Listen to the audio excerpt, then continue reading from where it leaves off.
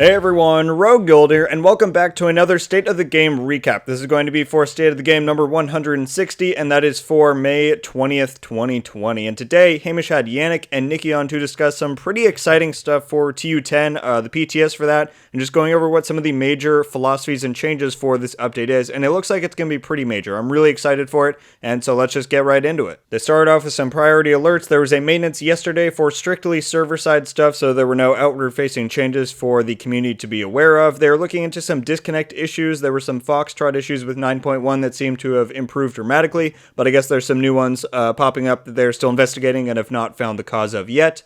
There are hit registration issues that they have been getting videos of, and they said if you do send a video to report this, if you can tell them the exact time that happened, it can help them a lot more to pinpoint the issue instead of them having to go in and search what time this might have happened, because I guess time has a really specific influence on the hit registration problems. They touched on the Ubisoft terms of service controversy that's been going on. I guess that Ubi kind of updated their TOS that applies to all of their games, and this had some questions because there was a clause that talked about power leveling, and it basically made it sound like if you helped someone at a lower level up, so basically power level, then you could get suspended or banned or something, and they just clarified that that doesn't really apply to the Division brand whatsoever. Kind of the deal is that when Ubi makes these TOS changes, it kind of has to apply to all of their games, so from Division to Just Dance, and so this one specifically doesn't really apply to Division, and they said you won't get banned or punished in any way for helping lower players level up. They said similarly, in the future, if you ever matchmake with a cheater, you wouldn't get punished for accidentally playing with them. It applies specifically to your own account and whatever you do on there. They said there were also some possible changes for content creators, which obviously applies to me. They were pretty vague about it. I don't really know what they were talking about, but they mentioned that. And then they got to the juicy stuff, and that was the dev interview with obviously Nikki and Yannick. And so the PTS for TU10 is launching this Friday, May 22nd. That is in 2 days since I'm posting this video, and this is really exciting. Last week on State of the Game, last Wednesday, they were saying that maybe this week they would have some information to talk about regarding the PTS. So the fact that they were able to already get this up and running by the end of this week and be able to talk about all these things, it's really commendable considering everyone's working home and all of that. So I think even if you're upset with the state of what's been going on with the Division and the developers, this is pretty commendable that they're getting this stuff pumped out and ready for us to play. So they acknowledge that the lack of having a PTS with the recent updates has been harmful for the game overall, and they said the criticism that they received on that was definitely valid. They're glad to have it back, and they think it should produce a better update in the long run. So the preload for the PTS starts tomorrow on Thursday at 6 p.m. CST, so you can go and convert that to whatever time zone you're in, and the servers for the PTS open on 2 p.m. CST on Friday. Alright, so then they moved on to some of the TU10 focuses. This is more of the general stuff, not going into specifics quite yet, but just kind of the overall philosophies that they want to put into this update. So they said that they're continuing to address TU8 changes and ramifications. Basically, overall they're happy with what TU8 did and brought to the game, but obviously a lot of that still needs work, and TU10 is the largest pass on that yet. And before you kind of misconstrue what I'm saying there, basically what they're saying is they're happy with the systems and philosophies that TU8 brought,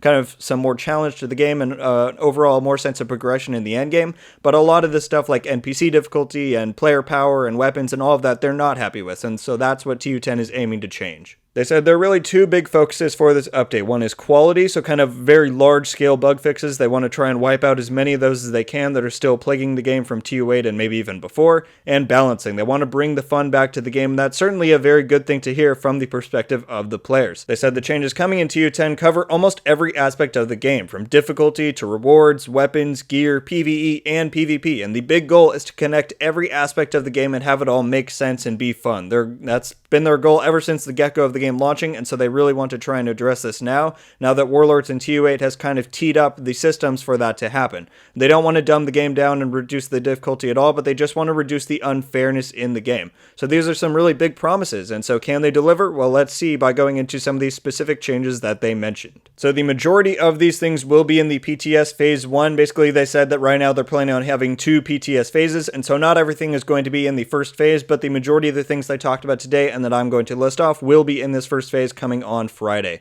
The first thing is exotics. Basically, every exotic has its own specific source to drop from. On top of that, some of them are in the general exotic loot pool, so that can come from exotic caches or legendary and heroic final bosses, stuff like that. And so they said currently the Warlords exotics are exclusive to their specific source, like the Bullet King on Wall Street and the Lady Death from those open world New York bosses, but now they will be added to the general loot pool. So like I said, exotic caches, legendary bosses or heroic bosses, and the raid. Now this does exclude two types of exotics that are raid exotics, so the Eagle Bear and the upcoming ones that will be in the Foundry raid, and the Bighorn. Since those are kind of from prestige content, they want to keep that locked behind that, and I think that's definitely a good thing. But now all of those Warlords exotics, so the Lady Death, and all of that new gear will be in the general loot pool, so that's good to hear. They confirmed that there will be two exotics this time coming from the season track on season 2, so that's definitely really exciting. They said that you must unlock the exotic on the season track, and then it will automatically unlock in the general loot pool for you to reacquire and hopefully get some better rolls.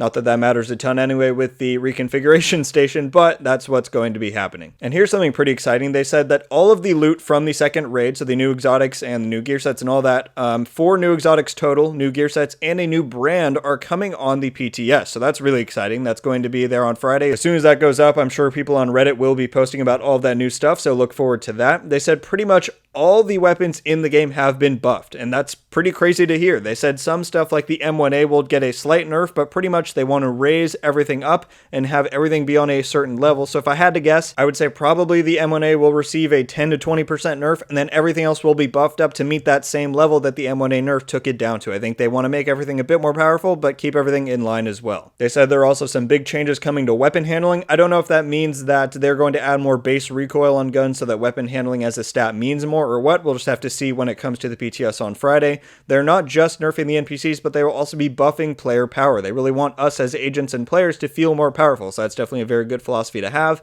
And they said pretty much all, or not all, but the ones that haven't been looked at yet, there will be exotic changes and buffs to the ones that are underperforming, you know, probably the chameleons, ones like that, should and hopefully will get some buffs and changes on the PTS. They said legendary difficulty will be more rewarding, so that's really good to hear. Increased drop chance from veterans and elites in legendary, so that's definitely going to be a very nice thing and definitely needed because legendary is a really fun type of content to run if you're, you know, powerful enough to do it, but it really wasn't rewarding enough in the sense of the amount of drops. I think the quality is fine. A lot of people are saying they get really terrible drops from legendary, and I haven't had that experience myself. I've only gotten drops that are at least like 75% above, but the amount of drops has definitely been lacking, so this will help it a lot. They said across the board there will be no more purple loot on higher difficulties, and that's really awesome to hear. It's been really annoying to get a lot of purple loot from, you know, crates and vendors and all that kind of stuff, and so that will be gone. That's really exciting. They said stat roll distributions are being looked at for all difficulties for PTS Phase 2, so basically, you know, hard and challenging where the minimum and maximum caps of those are. They're thinking about looking and changing those, maybe increasing some of them, so that's good to hear.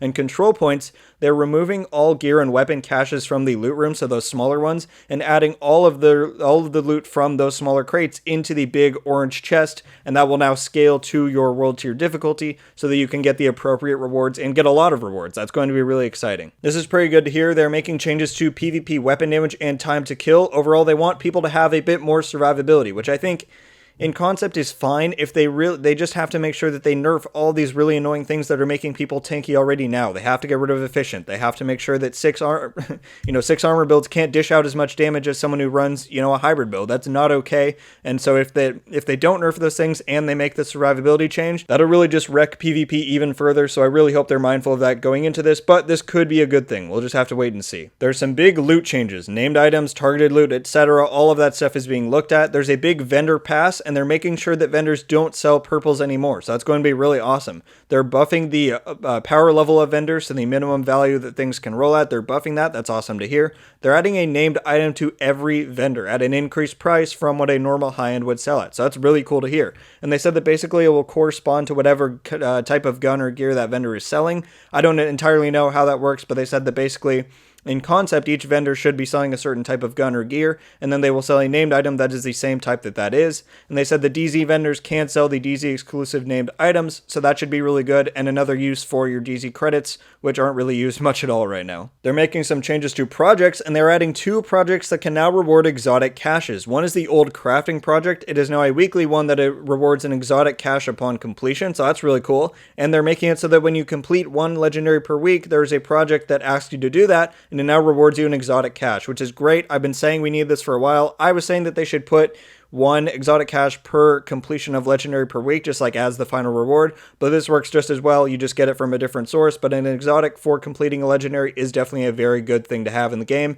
and I'm glad it's coming. They said they're going to be making changes to crafting. They want to raise the minimum and maximum values. They're not sure what the final changes are on that yet. It will be a phase 2 inclusion in the PTS, so more to come on that. They're adding field proficiency caches back on top of shade levels gained per level, so that's good to hear. And then they made a sidetrack a bit just to talk about what's happening in the game right now. The Hill League is live right now. You can go and do that for the next 2 weeks. And Season 1 is being extended by 2 weeks since the TU10 PTS is going on right now. They don't want to divert people from doing their progress on the main game. So that'll now extend till about halfway through June. And lastly, they just covered how long the PTS will last. It's planned to have 2 phases, like I said at the beginning, and the length of those will be determined by the feedback received. If everything seems like it's going okay, it probably won't last too long. But if they need to make a lot of changes to update the phase 2, then they will do that, and it will take a bit longer, and then obviously the update will be a bit later. So it's all determined on what goes down this first weekend starting on Friday. And they said that the patch notes for this PTS will either go live, sometime today, tomorrow, or before the servers go live on Friday. So definitely keep an eye out for that. I'm definitely very excited to read through those because all the things that I mentioned here, that's not even the full extent of it. There's more things that'll be on there in more detail, and specifically like numbers for all the weapon buffs and the gear changes and all that should be on the patch notes, and I'm really excited to look through all those. It's probably going to be pretty lengthy, but I'm ready to sit down and see all the things that they're bringing to the game because I think this update sounds really promising, and if they do it right, it could bring a lot of interest back to the Division 2, so I really hope that that's the case. So that's going to do it for the State of the Game recap, guys. I'm pretty hyped to see everything that TU10 has to offer, and I hope you all are too. Thank you very much for watching. Leave a like if you enjoyed this video, and be sure to subscribe with notifications on so you can be updated every time I upload. Leave a comment down below letting me know all of your thoughts on the news we got today and where your expectation or excitement levels are for TU10. I'm pretty curious to hear what the general sentiments from the community will be on this one. Until the next one, guys, RogueGold